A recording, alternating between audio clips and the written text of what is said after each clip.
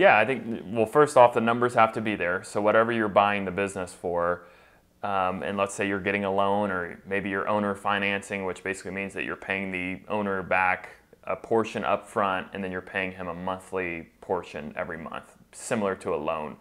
Whatever it is, you have to make sure there's enough cash flow there that, from my experience, if that business that you bought goes down 30%, so if the revenue is 100 grand and it goes down to 70, can you still cash flow the loan, the seller finance? Can you still make money?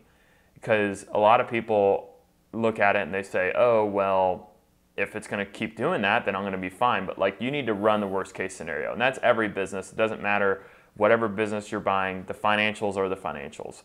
If you can say with certainty, hey, 60 to 70% of the revenue is going to cover my costs and it's going to still cash flow, then there you go. That's a good purchase price.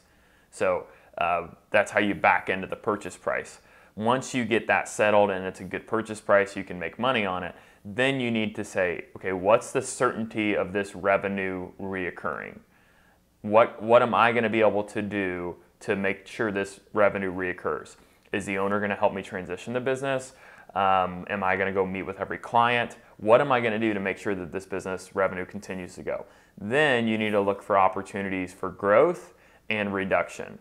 And growth is, hey, can I increase the revenue of this business with my expertise or my current business? And then what you need to look at is what every company should look at, is reducing the expenses that the current person is spending.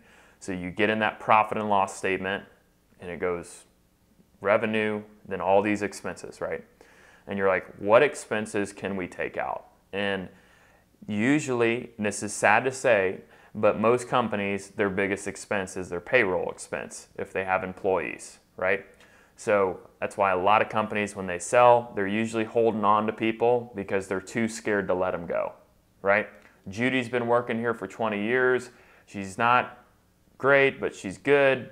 She probably shouldn't be here, but you know, it's like, well, the owner was scared to let her go, but you coming in with a new set of eyes, you're like, Judy's not worth it, right? So, and then you replace her or find another person, you know, whatever. But for a small company purchase, you're really just looking at that recurring revenue, cutting down the expenses if you can, expanding the revenue, and just looking at, hey, does this business have a proven track record? Is it based on the economy? You know, just running all those scenarios in your head of, that's like, when I think of business, it's kind of like, to the nerd audience, an RPG game, right? You're running all these scenarios. What if I do this? What if I do that? Same thing in business. Business is like war.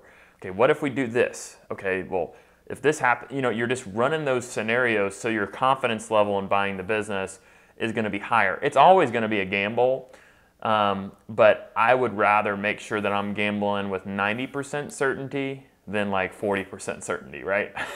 So, yeah, just, and you know, there's certain businesses that making sure that that revenue is going to reoccur is super important.